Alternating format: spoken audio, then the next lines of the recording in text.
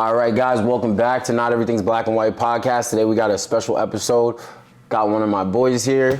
I think it's a unique opportunity as we're gonna do a Brothers in Blue episode. So DJ has a very unique job, and I think it's a good opportunity to give a chance. I talk about it a lot, radical accountability, and we shed some light on some of the issues within our community, but I think another part of that, a second part of that I get frustrated with a lot of time is that people that profit off the plight, but they don't offer solutions. So I think today is a good opportunity and an interesting, unique opportunity to talk to one of my brothers who is currently in law enforcement. So we do have a history. We go way back with high school basketball. DJ went to Pocono Mountain East, and I went to Pleasant Valley, and I think we beat him once my freshman year. And then I don't think we ever beat him again. So a fierce competitor, and we went back and forth for many years. I remember one time specifically, it was like you're a year ahead of me, so I must have been like a sophomore, and I cookied you one time, clap glass. My boy proceeded to, I swear it felt like 40. It might have been 25. He went on for like 25 straight. We obviously lost the game. I had to get my licks back in football because in basketball we just had our number. But you want to introduce yourself a little bit, let our audience know. All right, everybody, I'm DJ Donald Strayhorn. Born and raised in Harlem, moved to Poconos, where, like John said, focused on basketball. Got to meet a. Is that where you were originally from prior? Like, when did you come up to East? So I came up to East 7th grade. In 7th grade, okay, which makes sense because I didn't remember seeing you way back in the day in like youth league, and then you popped up out of nowhere, and I was like, oh boy, you were a problem that I couldn't solve. Do you remember Joe Mara? Of course, yeah. So yeah, when I first got up here, Joe Mara was like a little rival because he could shoot. Yeah. So I would tell him like, I play ball too, man. And really at that time, if I'm being honest, you were the only guard in the league that I can remember that was a shooter.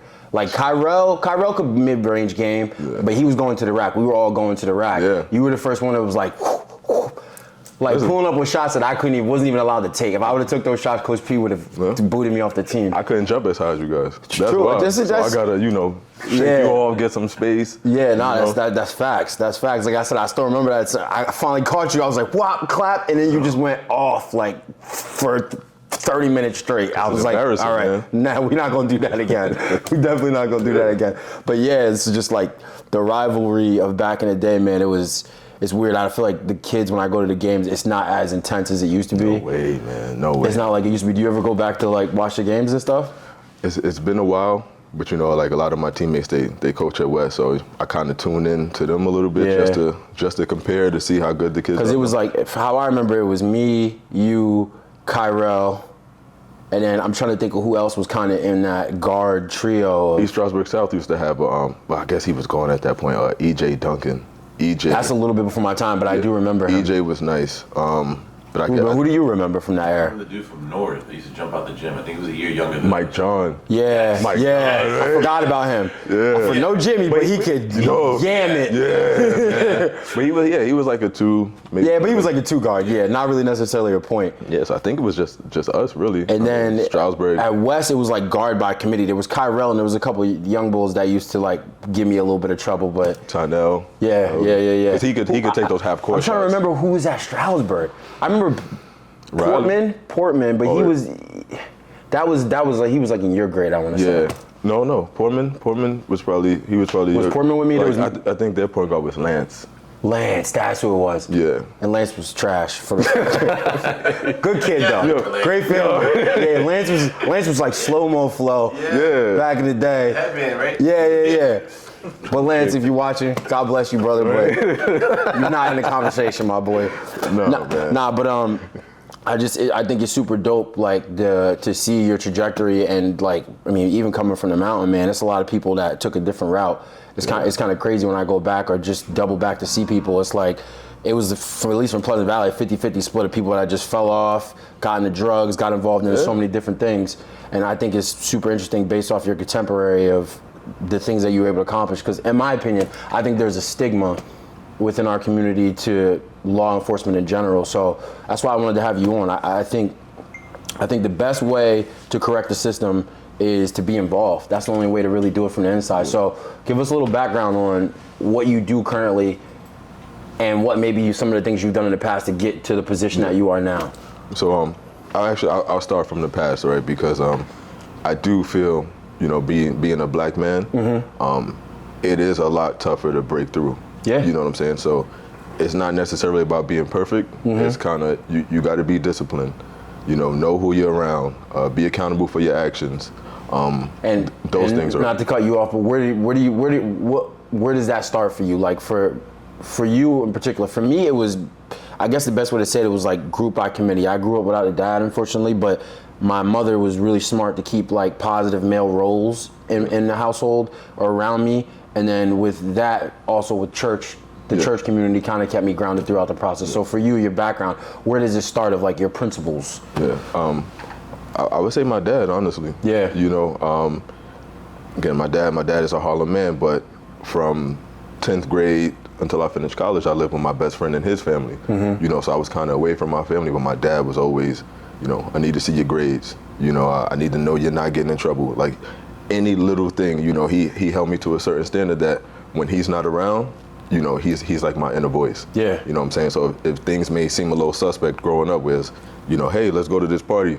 My dad's in the background, And that's one thing I will say. It's crazy to see. Me and Rube you took the right route from the rip. I don't remember ever hearing anything that, which also bugged me. I'm like, this team don't even do nothing wrong, bro. Me and Rube would go up to East, and I can't say I never saw you at a party, bro. Yeah, which man. I think is which never. When we were up in East. What was the girl that lived in East, Corinne? Yep. The black girl that had the party? Never saw him there. Yo, so I think that's party though. Yeah, okay, fair enough.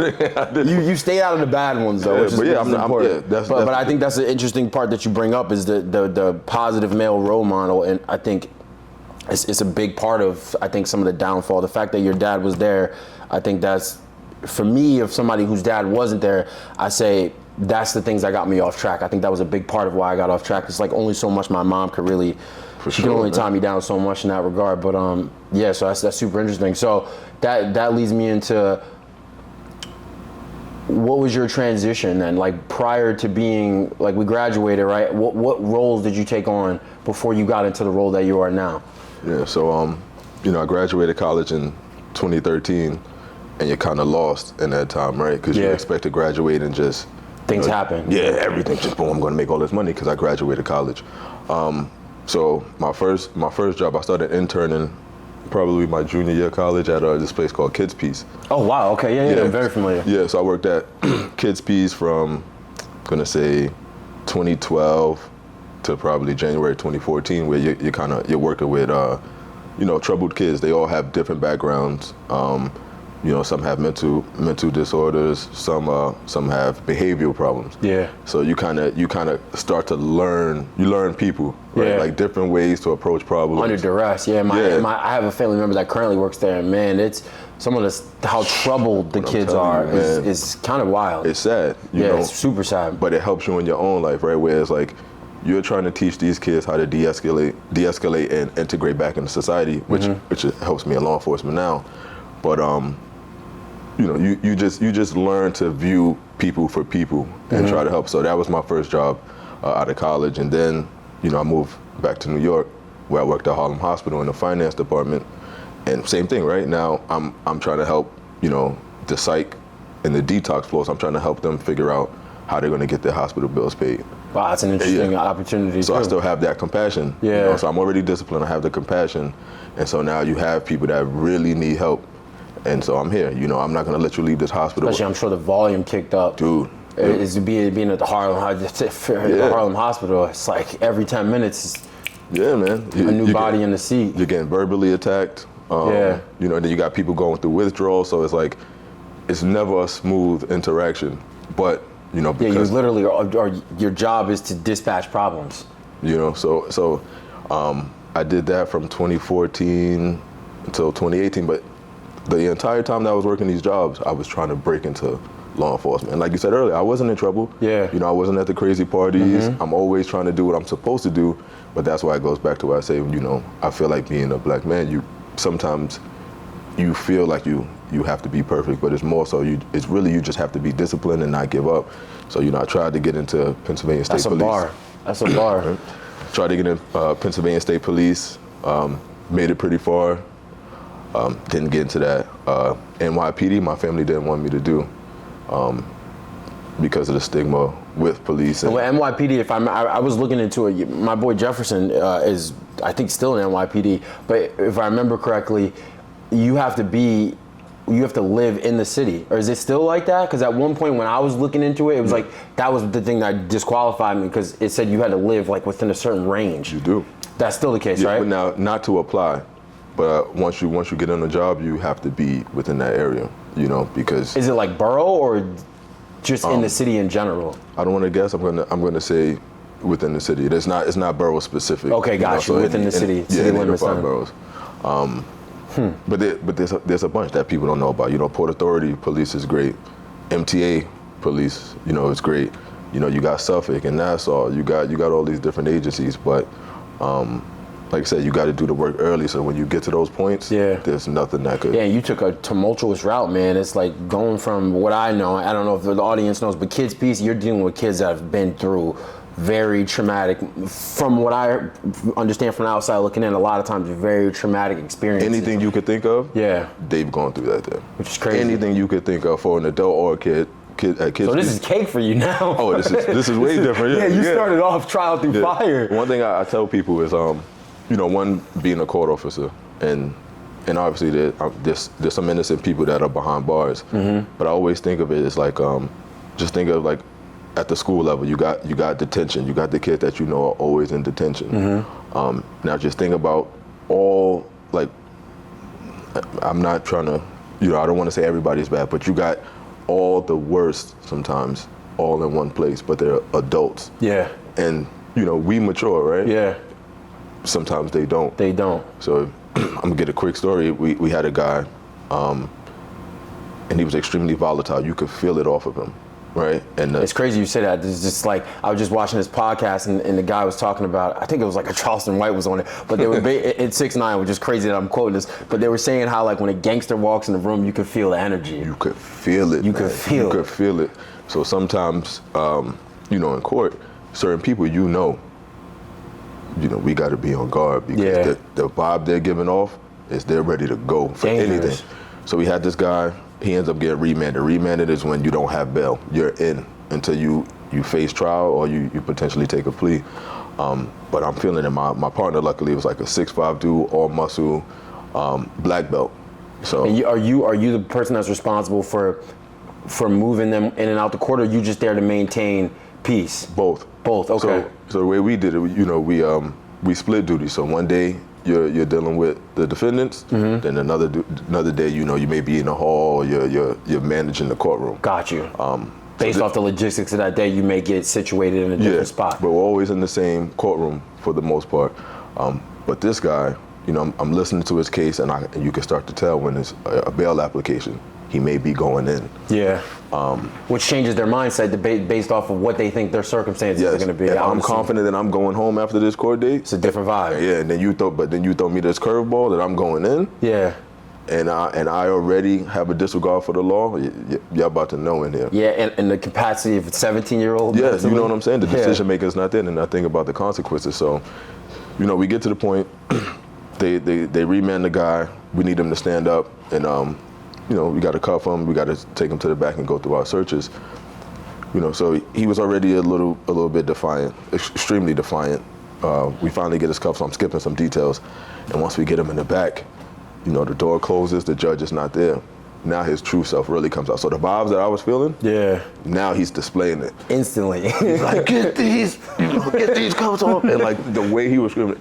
My body. What size is he for visual? He's not a small dude. Okay, right? Fair enough. So he's not a small dude. So I'm sitting there, and there's two of us, and all of that, it made me feel like I should take these cuffs off him. Yeah. Because and dust them off. Because it's like he's making me feel like I should take, but it's like get in, and then he starts going crazy over cheese. So I'm like, well, where are we going with this? And he's like, I'm in jail for a cheese sandwich. So he tried to kill a guy in the deli because they didn't melt the cheese on his sandwich. Wow. So I say all this, like, the decision making with these guys are not there. So this guy was volatile and ready to risk it all, one, for a cheese sandwich, and then which is crazy. It's just his life was worth the cheese sandwich. My assumption is he probably got some serious time for that. Yeah, but that's why I think it's such a unique experience. Now, on the what's your day to day like, for the most part, like at the appellate level, kind of walk me through that, because my girl, she's in the legal field. She's a paralegal, so she's kind of going over some stuff with me. Yeah. But I always think it's super interesting. So you're getting the cases that have been kicked up. Yeah, those cases have been completed at Supreme Court. Either they went to trial and they won or lost. They may have taken a plea, but now they're trying to overturn the decision of the lower court judges. Okay. Yeah. So as an officer in the appellate division, we're not directly involved in that appeals process anymore. So we don't see any defendants. It's all attorneys. So huge civil cases, family cases. We see everything for Manhattan and the Bronx. Got you. So in your cases, most of the time or all the time, it's with the attorneys there speaking on the behalf of the convicted defendant. 99% of the time in the appellate courts, because sometimes they're still serving time and they're trying to get that conviction overturned. Yeah. So 99% of the time it's just attorney versus attorney. They submitted all their documents ahead of time, and now they're trying to make their last arguments to get the 5 judges. It's a panel of 5 at a time. They're trying to. How does it go at that level? Because most of the time, I mean, you assume. My assumption is the numbers work more in the fact that it gets denied rather than it gets approved. I don't want to speak for the judges, but I would say is, they can't. There's only a certain amount of information that they can consider. Got you. You know what I'm saying? And that's kind of like how the legality of it. I see what you're saying. Yeah. When presented at the appellate, in an appellate scenario, it's the scope is tighter of what the attorney is trying to present. Okay, that makes sense. So they're trying to use previous cases. The attorneys are trying to use previous cases to like precedent to overturn those. So like the judges, majority wins, right? Mm-hmm. So if you can convince 3 out of the 5, you have a chance of winning. Gotcha. Oh, so you don't need a unanimous decision then. No, it just needs to be higher favor, yet more yays than nays. Yeah. Super interesting. Yeah. So and all those judges are all accomplished judges as well. So they're supposed to be the best of. I got to when I was in school. I mean, it was the route I was going to take. I originally wanted to go to the military. Then I met a girl I liked, didn't go. Then when I went to school, I went to Northampton and I went for criminal justice. So I got to do like an internship and I got to have some experience. And one of my adjunct professors at night was an appellate court judge. Yeah. And he was like the coolest,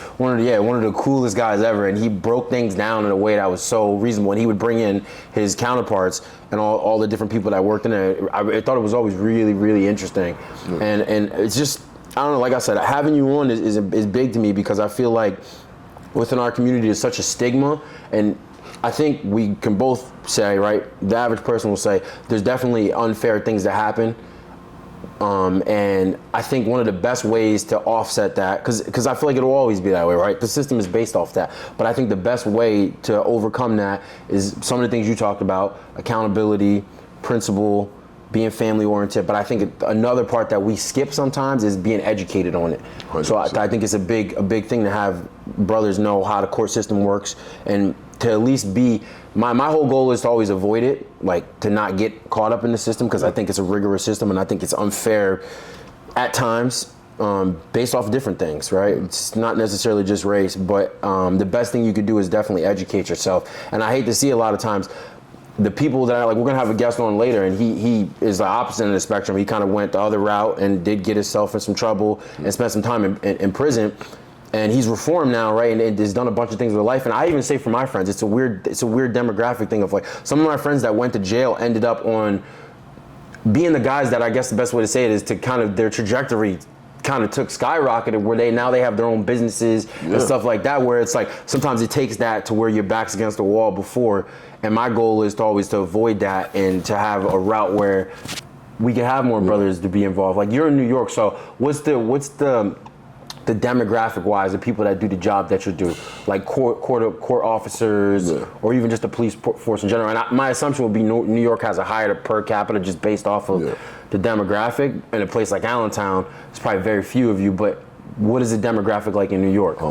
I don't have the exact statistics. Just on day to day, so, like personal experience, I guess. I'm gonna say this. We had this conversation the other day, right? I'm I'm gonna say most law enforcement, and let's focus on New York, you're a minority. You know, a majority are gonna be white. Yeah. You know, and yes, there are black, you know, male and females, male and female code officers, and they're trying to increase it. I think the most recent class, which is close to 300 recruits, they're in right now. I think this is probably like the highest proportion of, you know, minorities. You know, so they're trying, but most agencies, like maybe like Port Authority, and I'm just throwing out a number. I don't want any Port Authority cops that I know get upset with me. Shout out to Port Authority. But I'm pretty sure it's like under 10%. Wow. You know, the courts are probably not too far behind. Yeah. But they're trying. But like you said, there's that stigma. You know what I'm saying? Where it's like, if I go into law enforcement, I'm going to be looked at as maybe I'm a snitch. Maybe you can't trust me. I'm trying to come hang out, but now you don't want to have certain conversations because you think. And that transitions to our next point. I wanted to ask you, like, because like I back the blue, and it's like there's dirty cops. I've had my experience with dirty cops, especially in the Poconos, man. It's like I'm glad that I'm able to carry on the way I am in the Poconos. I experienced a lot of race issued police encounters, I guess is the best way to say it, of like driving. I mean, you were up there, you get on those back roads at nighttime, bro. They'll follow you on a dark, lonely road all the way over just to pull you over right in front of your house and impress you. Man. And it was always isolated to me, so I couldn't necessarily say it was a race thing. I used to feel that way, you know what I mean? But that was my experience with it. And I moving beyond that and being able to still see law enforcement for what it is, the good. And right now it's a big topic of like how much pressure we should apply. But have you experienced the stigma? Yes, man. That's what I really wanted to touch on. I really wanted to hear your experience because I know I saw you with the uniform too. And I was like, oh snap, my boy. Yeah, man. You know, everybody they're used to it now, right? Yeah. So, you know, the people that know me, they know how I am. Facts. You know, so it's like I'm able to put a face to the uniform. A lot of time we see the uniform, and you just assume it's a bad person, but like anything, right? There's good teachers, there's bad teachers. There's good doctors, there's bad doctors. And there's going to be good law enforcement, good cops. There's going to be some suspect cops. They don't represent everybody. Facts. You know, and sometimes people come across those type of officers more so than, you know, they work for me. Yeah. But what I try to do is, and especially for, you know, my sons, you know, my brothers, my wife, my friends, anybody, I'm going to try and show you the best representation of an officer. Facts. So that way you kind of try to give the other good ones out there the benefit of the doubt, because everybody's not suspect. Yeah, for sure. Amongst your friend group, though, like I said, it's awesome because you have kind of a story like me of like me with the politics stuff. I kind of took an unusual route, but because I've done so much prior to that, the build up to it, I don't necessarily have the experience that maybe some other brothers would who took the route that I took, like the conservative route, because people know and they got to see my track record of before I went public with my politics of being like somebody who actually was about helping the community and principle based off that. So it's like no matter what I get into, it's always going to be very focused on pulling up people.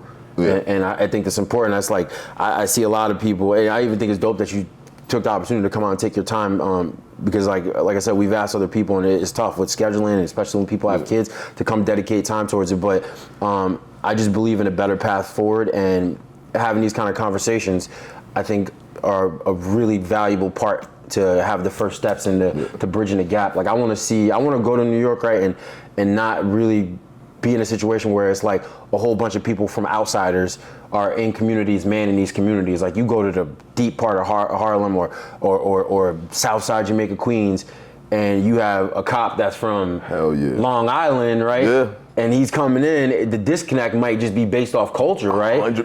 It's just the way we speak, the lingo, the way we move. Different. I've been saying that for years though, right? And this is for anybody that's considering law enforcement though. It's like every time you don't take one of these tests or pursue one of these careers, somebody from the outside that maybe is not from that area is going to take that job. Exactly. And so now you're going to have someone that, you know, you guys may be standing in a group and you're doing something innocent. Yeah. But from the something that you would see as a brother, like, oh, they that's it. rap battle. You know what I'm saying? Yeah, you know, they playing rock, paper, scissors. Yeah. But somebody from somebody from the outside is like, they're up to something. Exactly. So every time you pass up these opportunities, you're losing out on a chance to really impact your community in a way that you would understand. Yeah. If you're, the people that's from there. So that's why I always looked at it like you can't have, and I'm not even, you can't have somebody from Montana come be an NYPD cop. It's gonna be Brooklyn. a problem. Yeah, it's gonna be a problem more times than it is. Yeah, and now I'm more nervous. Whereas if I was familiar with this, I know what's up. Yeah. You know what I'm saying? I know how to navigate this. I know what's going on. So now I don't feel like I'm in danger, because that's a big part of law enforcement's decision, right? Exactly. Think about it in the game. You driving down the lane, you going super fast, defender helps up. Now you just got to say, I could dump it off, I could take a bad shot, or I might get discharged. Yeah. After the fact, I should have just passed it here. So think about law enforcement. You're in a situation. Yeah, moments, seconds. You know what I'm saying? To make a dump off pass, Yeah. go to the rack, or kick it out. Yeah, and at this point, you're playing with lives, right? So if I'm not of this community, or if I don't take the time to really understand I'm picking me before I pick you. you know what I'm saying? Because I got to get home to my family. I'm still a person. You know what I'm saying? So I don't want you to harm me. So the best thing I could do is, See you and me in that Yeah. situation. Yeah, that boils it down to like the really the black and white part that it is. So yeah, I mean that's a big part of it. So like yeah, it's like for me, I really want to see the stigma be removed, and I think we're getting there. I think is to me is my experience here locally is very similar to what you're saying. There's a bigger influx as of recently of seeing black and brown people, or the people that are from these communities, right? Not necessarily just all, here is more Spanish than it is anything, but to go around and see, and I got a lot of friends that are on the force here, and I work with like some of the court appointed people, and to see that there is an influx as of recent of having, and I think that's important. The biggest part is being there and having people there and manning the community that represent it. And I think that solves a significant amount. Plus it's like, being in that career, it kind of is something I think about a lot. I took the banking route, and I'm happy with what I'm doing, but I really still, it's one of the things that I wish that I would have at least entertained is my opportunity to be in law enforcement. I always kind of double back on that thought. A couple of years ago, I was thinking about joining the Allentown Police Force, and they had like free enrollment, and they were playing for it. And then I messed my knee up playing softball, so I was like, I don't know, bro. But it's definitely, I commend you for taking that route. I think it's worth it, man. It's worth it. I want to finish up with give us some background on like what the process is like to actually get to where you're at. Like what the pre-qualifications are required to be at the appellate level, or just in law enforcement in general. Yeah. So for the courts, I'll specify because I think for PD and some of the other police agencies, you need a bachelor's degree, but for the courts, you need a high school diploma, GED. Like I said, you got to be of good moral character. Background check, the whole works. Yeah. So you got to take a civil service test. Right, when I took it, over 120,000 people took it. Wow, at the same time you did? Yes, so the list was huge. Like my number was 2,000, let's say like 470. Now, the education to get to that point, you were required and responsible to do it on your own, right? Like, you want to take the civil service test. Yep. Is there like a studying process to that? So there are materials out there. If you go to NewYorkStateCourts.gov, and if there's a test coming out, they have sample questions, little packets that you can go over. So you can do like pre-test. Yeah, but it's like a general knowledge exam. They're not expecting you to know. Oh, okay. So it's not super. Okay, Yeah, okay, you don't need to know criminal procedure law or what would a court officer do. I wasn't sure how specified it was. Yeah, okay, so some of it you could just know basic knowledge off. Yeah, you get the other training once you get into the academy. So at minimum, you got to be 20. You gotta have a high school diploma or GED, some type of equivalent. Then you gotta pass a fitness test. Then you gotta pass a background investigation. How rigorous is the fitness test? Me, as someone that's fit, it's not insane at all. But there's been some people that go there, they can't do a push-up. Fair. They can't do a sit-up. Got you. So as long as you're in decent shape, you'll pass it. You got to have decent vision. You got to be able to pass a background check. So that's why I said, make sure you got a good group of friends around you. Important. Make sure you're being That's a mindful, bar. being accountable.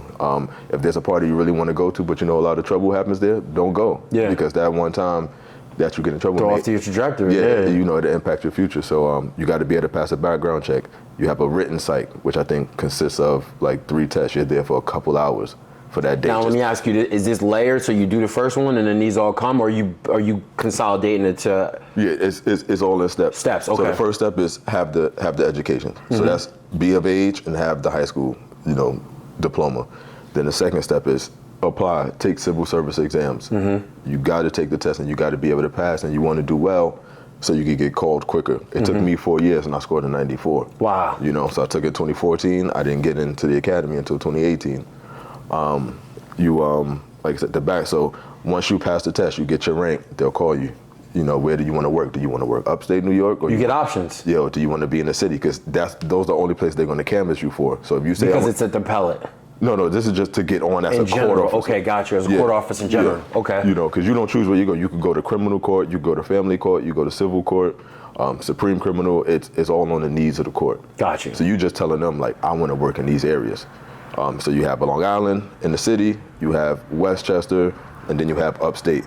So you're just saying, canvas me for here, because when I get on the job, this is where I want to live. Facts. I chose the city. So you take the test, you get called, you got to be able to pass the fitness test. I think you get like two chances, months apart to pass. You pass the fitness test, then you get a background investigator, and that's when you got to compile everything. Where do you work?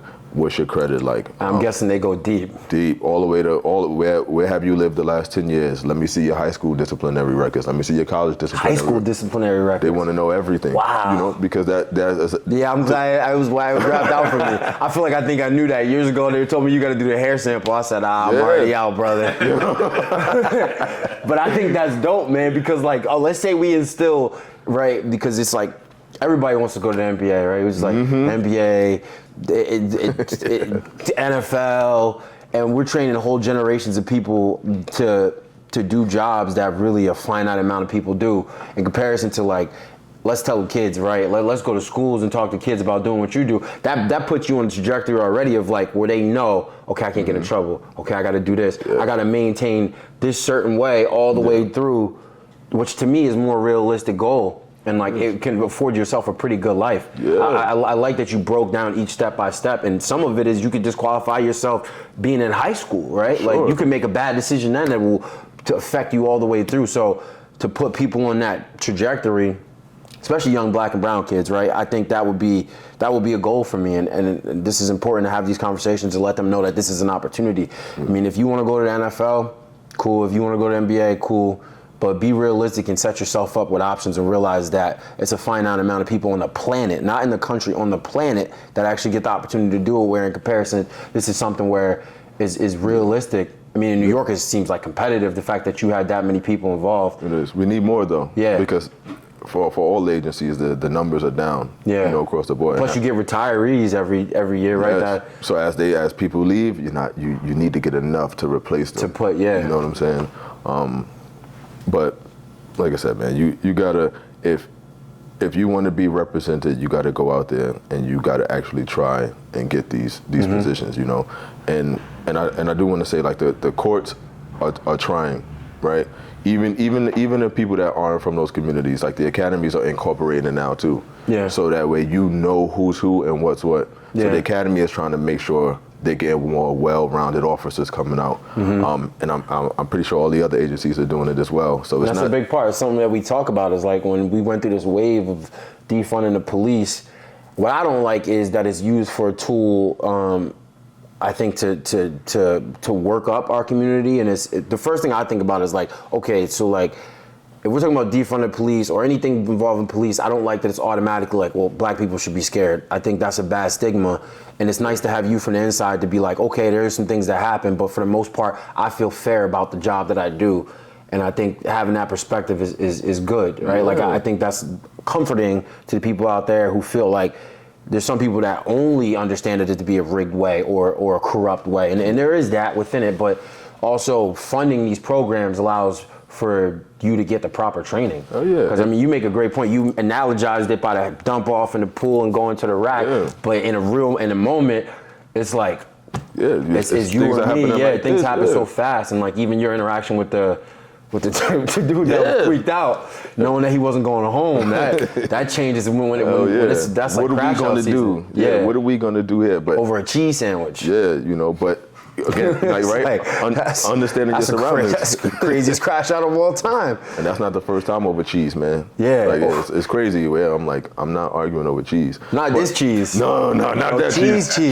Man, boy. So that's what I'm saying. Like, you know, police, they do their best. You know, I'm going to say most do their best in a short amount of time. Yes, you have some that don't, but for the most part, I'm gonna say, you know, because I've worked with people from all different backgrounds. You know what I'm saying?